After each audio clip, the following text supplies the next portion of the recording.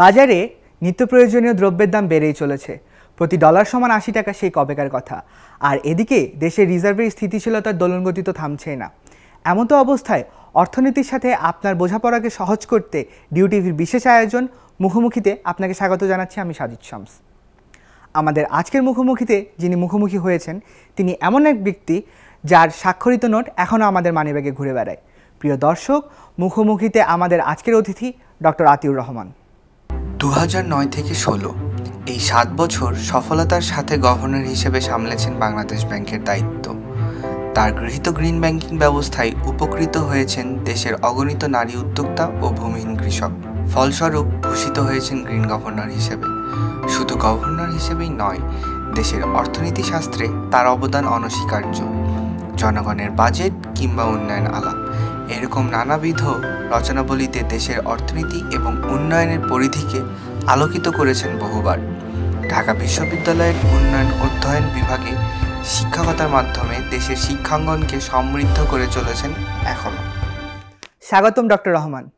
সরকার বারবারই আর্থিক খাতে শৃঙ্খলা ফিরিয়ে আনার কথা বলছে। শৃঙ্খলা ফিরিয়ে আনতে আসলে কি কি বাধা কাজ করছে?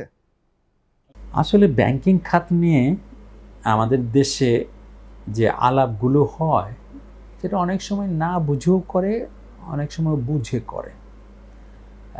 এতটা আলাপ পৃথিবীর কোনো দেশে ব্যাংকিং খাত নিয়ে হয় না। আমাদের দেশে যেরকম খোলামেলা আলাপ হয়, এই যে আলাপগুলো করছি, আমিও এখন করছি, এত খোলামেলা আলাপ কেউ করে না। কারণ it's a very highly sensitive একটা সেক্টর। এই যে পুরো ব্যাংক কিন্তু দাঁড়িয়ে আছে টাকার উপরে না, ব্যাংক দাঁড়িয়ে আছে ট্রাস্টের উপরে।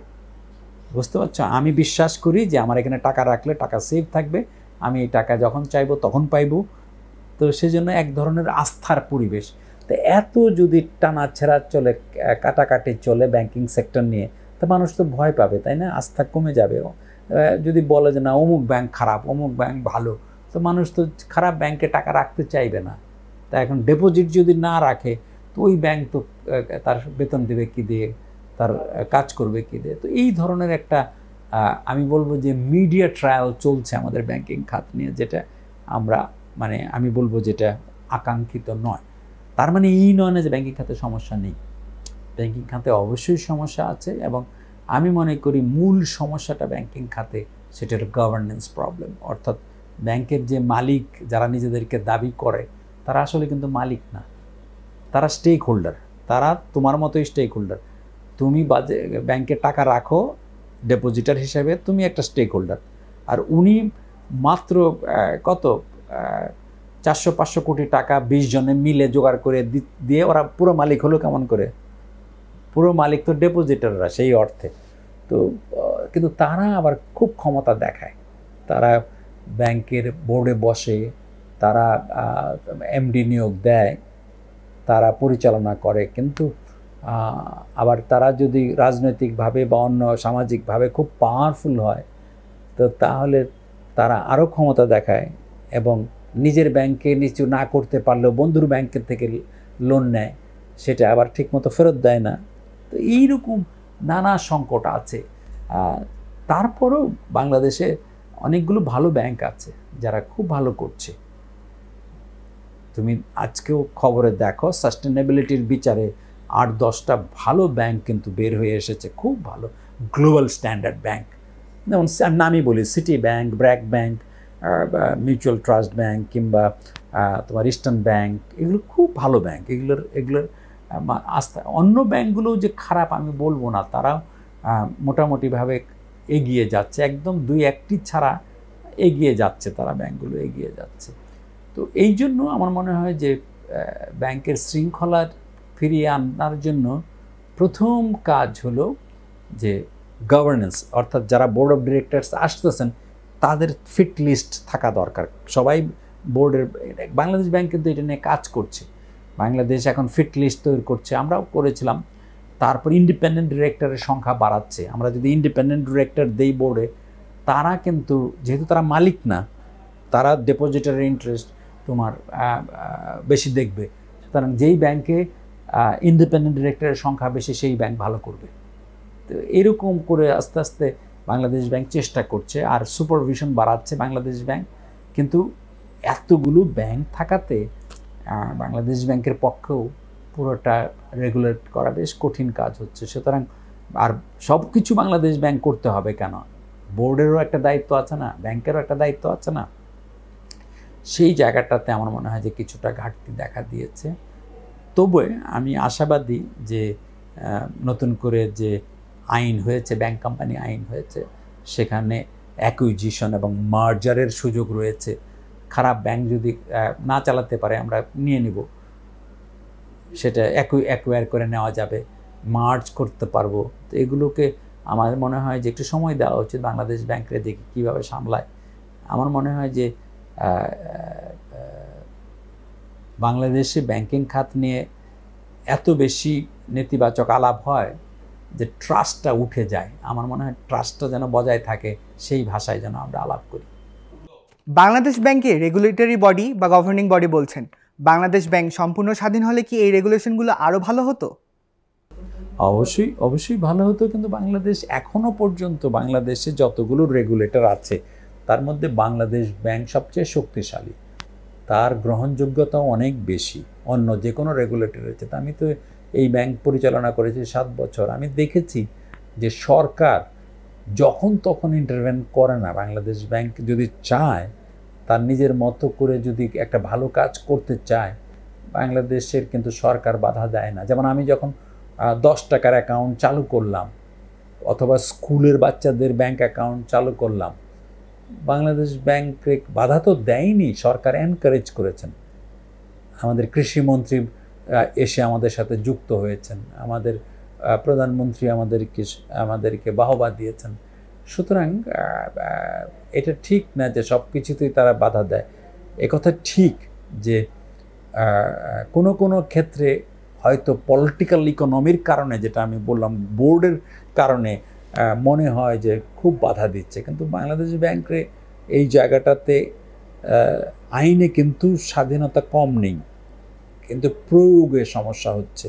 তা আমাদের সমাজ যদি সমর্থন করে, তাহলে নিশ্চয়ই বাংলাদেশ ব্যাংক তার আইনগুলো প্রয়োগ করতে পারবে। তবে হ্যাঁ, অন্য অনেক দেশের মতো, যেমন ফেড কিংবা ইউরোপিয়ান সেন্ট্রাল ব্যাংক, এদের মতো ইন্ডিপেন্ডেন্ট তো বাংলাদেশ ব্যাংক না, হতেও পারবে না। কারণ সেখানে গভর্নর একবার নিয়োগ হলে সরকার তাকে আর বাদ দিতে পারে না, তার টার্ম শেষ না হওয়া পর্যন্ত। ফেড যেমন তাদের কংগ্রেসের কাছে দায়বদ্ধ, সরকারের কাছে না। তো এই জিনিসগুলো আমরা এখনো করে উঠতে পারিনি। তবুও আমি মনে করি যে বাংলাদেশ ব্যাংকের অফিসাররা অনেক বেশি, আমি বলবো যে স্বাধীন চেতা অন্য প্রতিষ্ঠানগুলোর চেয়ে। আর্থিক খাতে সুদের হার বাড়িয়ে উচ্চ মূল্যস্ফীতি কমানো কতটা কার্যকর? খানিকটা তো কার্যকর। পৃথিবীতে এমনকি পাশের দেশ শ্রীলঙ্কা মূল্যস্ফীতি বেড়েও কত 40% হয়ে গেছিল, তখন রেট অফ ইন্টারেস্ট বাড়ানোর জন্য, এবং ইনফ্লেশন কমে এসছে। তো শ্রীলঙ্কায় ইনফ্লেশন কমে এসছে, এবং শ্রীলঙ্কায় প্রধান কাজটি করেছে মনিটারি পলিসি, সেটা tight monetary policy, rate of interest tight. আমাদের দেশে আরও আগে রেট অফ ইন্টারেস্ট বাড়ানো শুরু করা উচিত ছিল, এখন বাড়ছে, আরও বাড়বে, এবং ইনফ্লেশনও কমবে যখন রেট অফ ইন্টারেস্ট বাড়বে, কিন্তু পুরোটা কমবে না। কারণ ওই যে বললাম না, সরকারি খরচ যদি আবার বেড়ে যায়, তাহলে ওই সরকারি খরচ মেটানোর জন্য বাংলাদেশ ব্যাংকে টাকা দিতে হবে। সেই টাকা দিয়ে বাজারে আবার বেশি টাকা এসে যাবে। টাকা যখন বেশি হয়ে যায় বাজারে, তখন জিনিসের দাম বেড়ে যায়। তো এই জিনিসগুলো খুব ভারসাম্যপূর্ণ নীতি আমাদের নিতে হবে। 2026 সালে বাংলাদেশ স্বল্পোন্নত দেশ থেকে উন্নত হওয়ার পরবর্তী চ্যালেঞ্জ এবং তা মোকাবেলায় কি পদক্ষেপ নেওয়া যেতে পারে? রপ্তানি খাতে প্রণোদনা কমানো কি প্রভাব ফেলবে? আমরা তো এটা নিয়ে কাজ করছি। আমাদের 26 সালে যখন আমরা ডেভেলপিং কান্ট্রি হব, তখন আমাদের কি চ্যালেঞ্জ ফেস করতে হবে তার জন্য একটি কমিটি কাজ করছে, যেটা বড় পলিসি আমরা করব। যে সমস্ত লিস্ট ডেভেলপ কান্ট্রি হিসেবে কিছু যে access to finance at a low cost, যেটা ওয়ার্ল্ড ব্যাংক, IMF এগুলোর থেকে পাই, ওটার রেট অফ ইন্টারেস্ট একটু বাড়বে।